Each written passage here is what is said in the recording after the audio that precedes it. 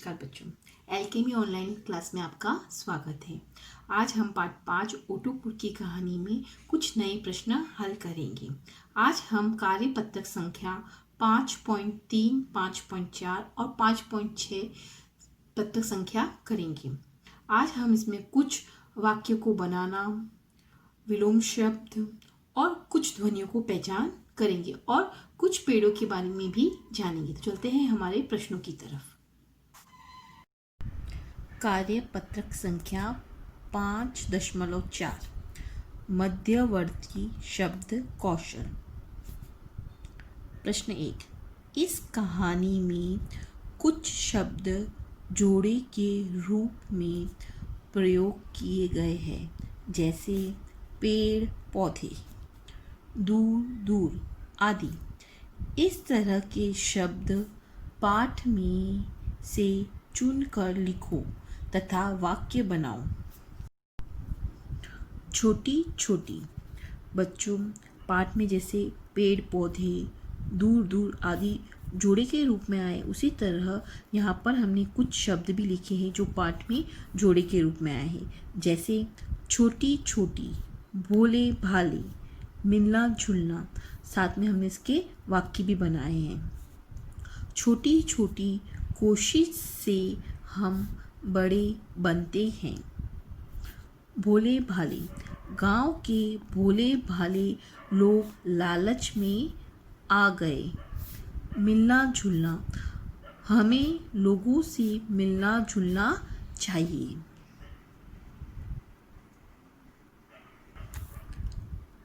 प्रश्न दूसरा, हर किसी चीज या प्राणी की आवाज को अलग नाम दिया जाता है, जैसे नदी के बहते पानी की आवाज कल कल, पत्तों की आवाज सर सराहट। नीचे कुछ वस्तु के नाम दिए गए हैं, आप इनको रेखा खींचकर आवाज से मिलाओ। बच्चों, जैसे यहाँ पे बताया गया है कि नदी की आवाज़ कैसी होती है, बहती नदी की आवाज़ कैसी होती है, कल कल। पत्तों की आवाज़ सर सराहट। वैसे ही यहाँ पर जो वस्तुएं दी गई है उनकी आवाज़ भी दी गई है, उन्हें हमें मिलान करना है उनके साथ। जैसे घंटा टन टन, फोन ट्रिंग ट्रिंग, बस की आवाज़ कैसी होती है बताओ, घर घर। मोटरसाइकिल फट फट और रेलगाड़ी छुक छुक। जैसे हमने इसका मिलान किया। कार्यपत्रक संख्या 5.5 अग्रवर्ती शब्द कौशल। प्रश्न पहला, दिए गए शब्दों से वाक्य बनाओ। बच्चों, यहाँ पर आपको कुछ शब्द दिए गए हैं, जैसे हवा, धरती, लालची, बारिश, पेड़। आप इन्हें जोड़कर कोई भी एक वाक्य बना सकते हैं। जैसे हवा धीरे धीरे बहती है, धरती गोल है, व्यापारी लालची था, बारिश का पानी स्वच्छ होता है, पेड़ हमें शुद्ध हवा देते हैं।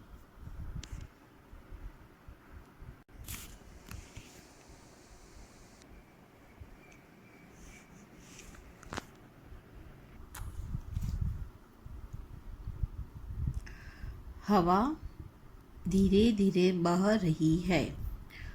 धरती गोल है। लालची, व्यापारी बहुत लालची था। बारिश का पानी स्वच्छ होता है। पेड़ शुद्ध हवा देते हैं।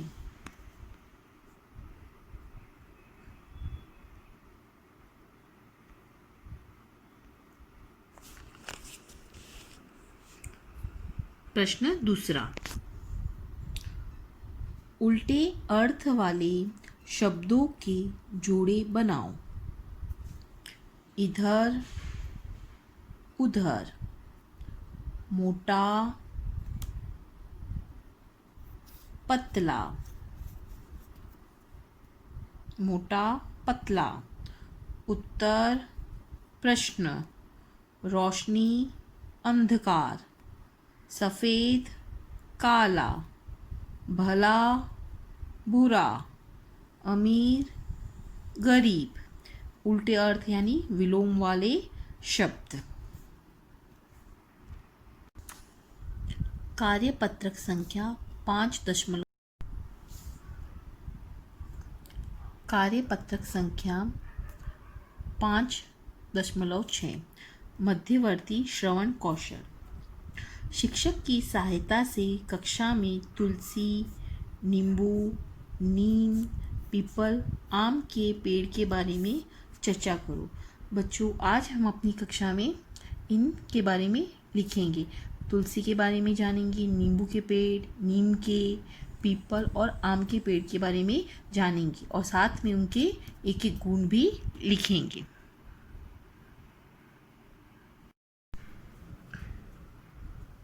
तुलसी। तुलसी का उपयोग विभिन्न प्रकार की औषधियों के रूप में किया जाता है। नींबू।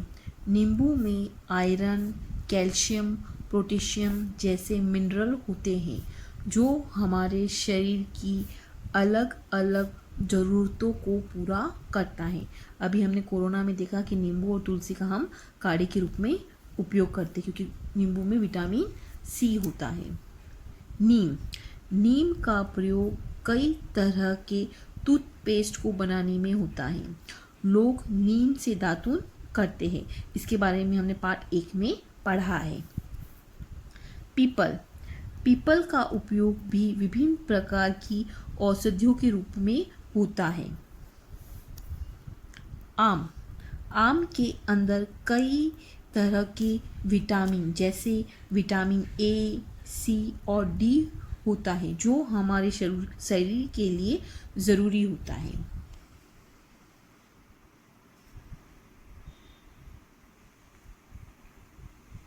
जिन प्रश्नों को आज हमने अपनी कक्षा में सीखा है उनको आपको अपनी अभ्यास पुस्तिका में अच्छे से लिखना है और समझना है।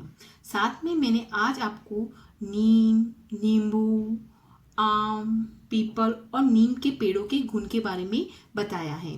बच्चों, हम इसके बारे में पहले भी बात कर चुके कि नीम का पौधा हमारे लिए क्यों उपयोगी होता है, तुलसी का पौधा, नींबू का पौधा और आम का पौधा ये हमारे जीवन के लिए बहुत उपयोगी होते हैं और साथ में इनसे हमारे जीवन में उपयोगिता के साथ साथ औषधियों के रूप में भी इनका प्रयोग किया जाता है।